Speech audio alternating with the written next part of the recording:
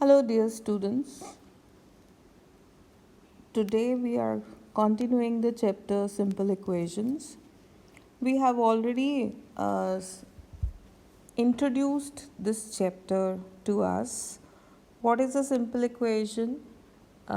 Somewhat we have discussed while learning a mind game, a game which you can ask others by simply thinking of a number and whatever one person is giving instruction for adding that number or multiplying or subtracting or dividing by some number, if you get the answer, you will reach the number which the individual has thought of. Clear? हमने उस दिन mind game में कैसे खेला था कि इसी एक नंबर को सोच लीजिए। क्लियर? और उस पर आप कोई भी number plus minus multiply divide कुछ भी करते हो, ठीक है, और किसी तरह आपको आंसर पता लगता है तो बड़ी आसानी से आप सिंपल इक्वेशंस की हेल्प से आप ये पता कर सकते हैं कि वो नंबर क्या सोचा था। ठीक है, तो hopefully you have learned what an equation is. तो थोड़ा सा आज हम फिर से डिस्कस करते हैं what is a simple equation. Clear?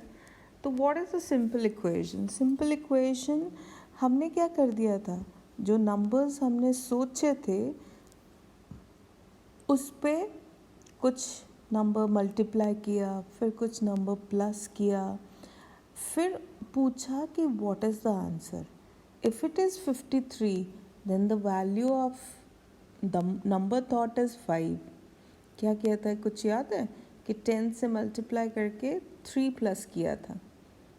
ठीक है, और फिर लास्ट में सॉल्व की थी कि इफ़ इट इज़ 10x + 3, ठीक है, और आंसर किसी ने बता दिया 53, देन द नंबर इज़ 5।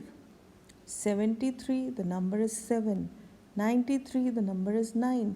तो एक कंडीशन के साथ कि अगर अगर तुम्हें पता है इफ़ जब भी कहीं पे दिखे तो दैट इंडिकेट्स द कंडीशन। अगर कंप्यूटर प्रोग्रामिंग कर रहे हो तब भी इफ़ लग जाए तो एक कंडीशन लग जाती है, येस और नो के दो रास्ते निकलते हैं। तो if always give you a conditional approach. तो वहाँ पे हमने कह दिया कि अगर आंसर 53 है तो नंबर जो सोचा था 5 था, अगर आंसर 73 है तो नंबर जो सोचा था 7। क्लियर? तो एक कंडीशन जो हमने वेरिएबल पे लगा दी थी कि इसे 10 से मल्टीप्लाई करो, फिर 3 से प्लस करो और आंसर 73 आता है, तो ये कंडीशन से आंसर क्या आया, 7। क्लियर? तो ये आप अलग अलग कंडीशंस पे अलग अलग वो लग जाएंगी। अगर मैं कहूँ कि 5 से मल्टीप्लाई करके 7 माइनस करते हैं तो उसकी वैल्यू x की डिफरेंट हो जाएगी। So what is an equation? Equation is generally the condition on a variable. This is very important line. ठीक है, एक वेरिएबल पे कोई हमने कंडीशन लगा दी कि अगर इसके साथ ऐसा करेंगे वैसा करेंगे और ये आ जाएगा तो आंसर इसका ये निकलेगा। और वो वेरिएबल डिफरेंट सिचुएशंस में डिफरेंट न्यूमेरिकल वैल्यूज़ लेता है, इसकी वैल्यू फिक्स नहीं है। ठीक है, और इन्हें किससे सपोज किया जाता है, x, y, z, a, b, c, कुछ भी आप ले सकते हो। इन्हीं वेरिएबल्स से हम एक्सप्रेशंस बनाते हैं। ठीक है, एक्सप्रेशंस कैसे बनाते हैं, by using the operations like addition, subtraction, multiplication and division on the variables। ये कुछ examples भी दिए हैं कि मैंने एक x के साथ 4 मल्टीप्लाई किया और फिर 5 ऐड कर दिया। ठीक है, y के साथ 6 मल्टीप्लाई किया और 25 माइनस कर दिए। ठीक है, z के साथ 3 मल्टीप्लाई किया और 11 प्लस कर दिए। तो these are expressions out of the variables, ठीक है, which we had, which in equations there is an important role. Clear?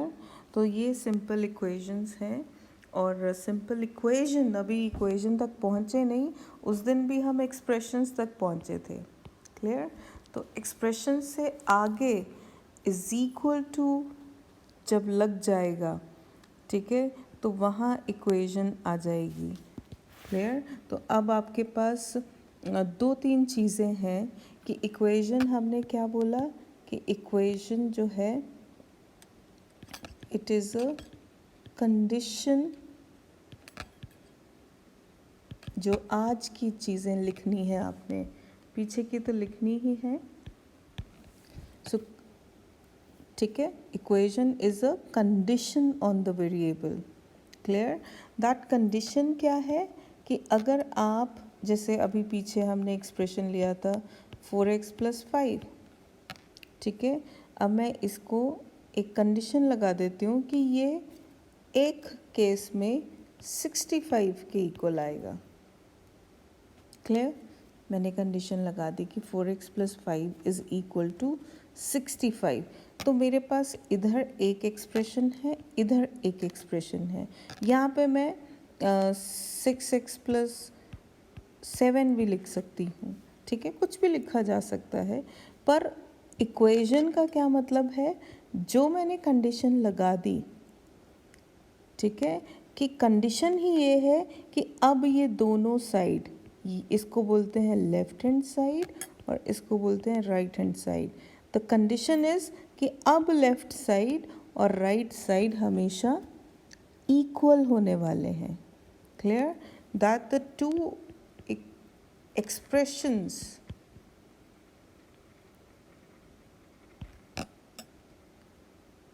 on each side of the sign, किसके साइन, इज इक्वल टू. ठीक है, इक्वेशन इज इक्वल टू से बनती है, left side हो right side हो कुछ भी हो, पर अगर इज इक्वल टू लगा दिया तो दैट मीन्स एन इक्वेशन. ये हम पीछे भी डिस्कस कर चुके हैं. Clear? Should have equal value. तो अब हमें कंडीशन लग चुकी है कि 4x में 5 ऐड करेंगे वो हमेशा 65 के इक्वल आएगा. क्लियर? और अगर हम चेक करें, ये वैसे सॉल्व भी कर सकते हो, सॉल्व करना सीखेंगे अभी. नेक्स्ट हमने सोल्यूशन. अब सोल्यूशन क्या है इस इक्वेशन का, इस कंडीशन को हटाने वाला, जब आप हटाएंगे तब जो वैल्यू x की आएगी आपके पास, that is the solution. Condition वो क्या है, सोल्यूशन क्या होता है हमेशा कि it is the value of x which makes left side is equal to right side. कि x की ऐसी वैल्यू हम ढूंढें कि वो 65 के इक्वल आ जाए. ठीक है, इसको अगली उसमें भी समझते हैं कि what is the solution of simple equation.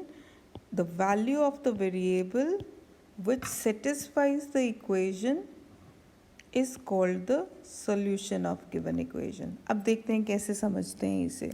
अब मुझे नहीं आता कि x को कैसे निकालते हैं, पर उस माइंड गेम की तरह मैं ये समझ सकती हूँ कि किसी नंबर में 5 ऐड करेंगे तो 65 आएगा, कुछ ऐसा है ना.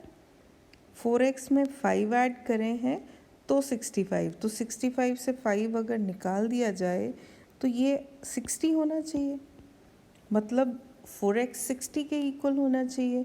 अब 4x का मतलब समझें कि एक नंबर जो 4 टाइम्स है, तो किस नंबर, अगर पीछे सोचें कि किस नंबर का 4 गुना करके 60 आता है, या तो हम कैसे चेक कर सकते हैं कि 4 इंटू 15 हमें पता है कि 15 4 ज़ार कितना होता है 60 होता है। तो बड़े प्यार से मैं, ठीक है, अब 15 एक ही बार में हमें आंसर मिल जाए ये हर बच्चे के साथ पॉसिबल नहीं है। तो हो सकता है वो 2 ट्राई करके देखे, उसे चेक करेगा 4 इंटू 2 8 होगा, 8 प्लस 5 इज़ 13, ठीक है, जो कि 65 के इक्वल तो नहीं है। ये आपके पास लेफ्ट एक्सप्रेशन है पर ये राइट हैंड साइड के इक्वल नहीं है, ठीक है। तो ये equation x is equal to 2 के लिए नहीं वैलिड होगी। क्लियर? इसका मतलब कि 2 के लिए ये इक्वेशन नहीं है, ठीक है। चलो ठीक है, मैं आगे सोचती हूँ कि 5 तो पक्का आ ही जाएगा। 5 लग रहा है, 5 4 ज़ा 20, 20 प्लस 5 ये भी 25 है। इट इज़ अगेन नॉट 65, ठीक है। फिर हम आगे चेक करते हैं। अच्छा ठीक है, 8 पे चेक करके देख लेते हैं। 8 4 ज़ा 32, ये तो बिल्कुल भी नहीं। क्लियर? ऐसे करते करते करते करते आई गॉट द आइडिया कि भैया 60 में प्लस 5 करेंगे तो 65 आएगा। क्लियर? जब किसी वैल्यू ऑफ x के लिए लेफ्ट हैंड साइड इक्वल हो जाता है राइट हैंड साइड के लिए, then it is called the solution. एक आसान तरीका सीखेंगे आगे। अब चेक कर लेते हैं कि अभी जितना हमने समझा या पढ़ा उस पर एक्सरसाइज करें। समझने और पढ़ने में क्या समझ आया है कि वेरिएबल पे किसी भी तरह की कंडीशन लगेगी तो वो एक इक्वेशन का रूप तब तक लेगी जब आपके पास दोनों पलड़े जो हैं वो बराबर होंगे, ठीक है। That is just like a physical balance. जब आप फिज़िकल बैलेंस में एक तरफ वेट और दूसरी तरफ आप क्वांटिटी रखते हो किसी की, तब तक डालते जाते हो जब तक वो दोनों इक्वल लेवल पे नहीं आते हैं। तो इस तरह से हमने तब तक चेक करना है कि आप उस वैल्यू के लिए या वैसे वो जो दोनों साइड्स के एक्सप्रेशंस हैं दे मस्ट बी इक्वल, ठीक है। So let's start with the 4.1। हमने अभी हिट एंड ट्रायल मेथड दिया था। देखते हैं कि हमसे एक्सरसाइज क्या पूछ रही है। Complete the last column of the table. तो उसने कहा है इक्वेशन अगर x प्लस 3 ज़ीरो है तो x यहाँ पे 3 होगा 3। चेक कर लेते हैं। 3 प्लस 3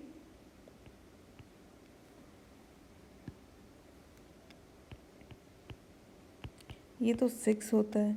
ये तो ज़ीरो के इक्वल नहीं आया, तो आप नो लिख दोगे। उसने कहा whether the equation is satisfied, क्या लेफ्ट साइड राइट साइड के इक्वल आ गई ये वैल्यू पुट करने पे? नो, ठीक है। ज़ीरो पुट करके देखते हैं। ये भी 3 के इक्वल है, ज़ीरो के इक्वल तो नहीं आया। -3 पुट करके देखते हैं। यहाँ पे अब -3 है, ये ज़ीरो आ गया। सो इट मीन्स ये वैल्यू जो है सेटिस्फाई करेगी उस इक्वेशन को, ठीक है। वो हमने करके दिखा भी दी है कि -3 + 3 इज़ ज़ीरो। अगली चेक करते हैं। x - 7 इज़ 1, तो 7 - 7 इज़ ज़ीरो होता है। ये तो 1 के इक्वल नहीं है, फिर से नो।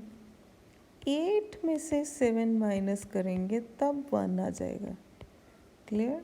तो यहाँ पे लेफ़्ट साइड राइट साइड के इक्वल होगी तो इक्वेशन बनेगी। 5x is equal to 25। वैसे सोचा जाए दिमाग में सब कुछ चलना चाहिए, हिट एंड ट्रायल मेथड भी चलना चाहिए, आगे जो सोल्यूशन सीखेंगे वो भी चलना चाहिए, ठीक है। तो क्या हो जाएगा? 5x 5 को किससे मल्टीप्लाई करेंगे 25 आए तो 5 5 ज़ार सबको याद है। पर यहाँ ये कह रहे हैं x को 0 पुट करो, तो 5 × 0 तो 0 आएगा which is not equal to 25। तो यहाँ फिर से नो आ जाएगा। और यहाँ 5 इंटू 5 है which is equal to 25 which is equal to right side. तो yes this is a solution. -5 fit करते हैं तो वो आंसर में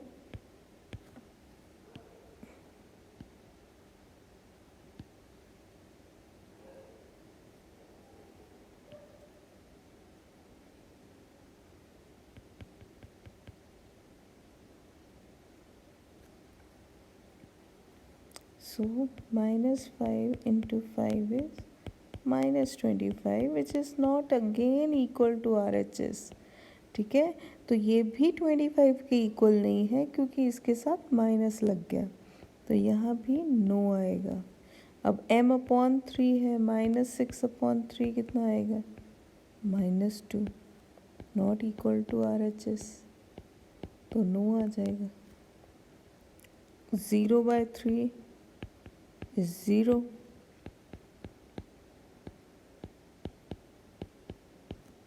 और 6/3 ये 2 के इक्वल है विच इज़ इक्वल टू 2। ठीक है, तो यहाँ यस आ जाएगा। क्लियर। नेक्स्ट देखते हैं कि कौन सी वैल्यू जो ब्रैकेट में दी है वो सॉल्यूशन है। सॉल्यूशन क्या करेगा? लेफ़्ट साइड को राइट साइड के बराबर। तो क्वेश्चन नंबर 2 देखते हैं, A part. n+5 is equal to 19। क्या n क्या लिखा है? 1। तो n को 1 पुट करने से 19 आता है? ये तो 6 आ जाएगा। नो, ऐसे ही लिख दो जैसे हमने ऊपर लिखा है। बी पार्ट चेक करते हैं। 7n+5 और n की वैल्यू दी है -2, तो 7 में -2 फिल करें।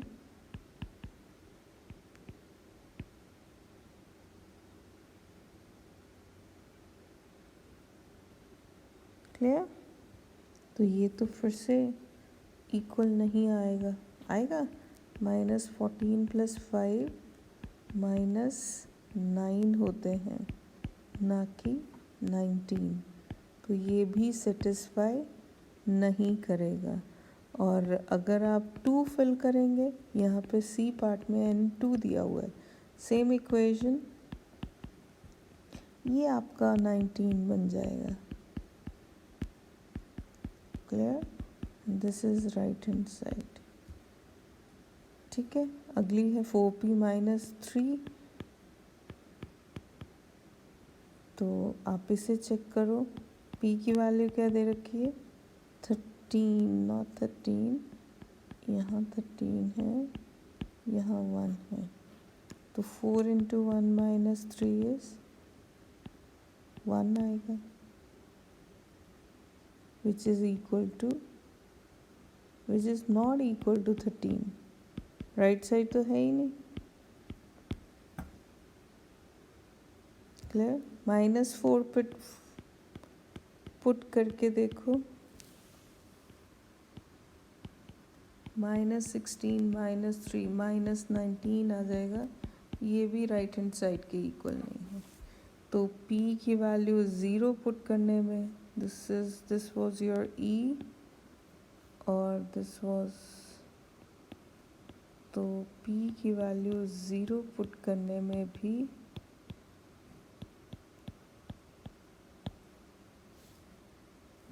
ठीक है। तो यहाँ जिस नंबर के लिए, जिस x की वैल्यू के लिए लेफ़्ट साइड राइट साइड आएगी, उसे हम चेक करके बताते हैं कि वो इसका सॉल्यूशन। और इस मेथड को बोलते हैं hit and trial method. Clear. Hit and trial method में आप बस नंबर्स फिल करके देखते रहते हो, जो जिस पे आ गया उसे यस लिख देते हो, और नहीं तो फिर वैसे फिल करके चेक करते जाते हो। That is a lengthy process. Clear. तो इसे हम अगली एक्सरसाइज पे सीखेंगे कैसे आसान करना है, हम हिट एंड ट्रायल नहीं यूज़ करेंगे। तो यहाँ पे कुछ क्वेश्चन नंबर 4 में इक्वेशंस हैं, वो चेक करते हैं। सम of numbers x and 4 is 9, ये स्टेटमेंट्स बनानी है, लैंग्वेज में अगर बोलें तो क्या बोलेंगे? तो x और 4 का सम is replaced by plus sign, बस सिंपल लिख देंगे। 2 सब्ट्रैक्टेड फ्रॉम y से 2 माइनस हो रहा है तो 8 आया। 10 टाइम्स a इज 70। तो ऐसे हर नंबर को आप बड़े प्यार से फटाफट से अभी चेक करते हैं, ठीक है, और इसे एक्सप्रेशन बनाते हैं।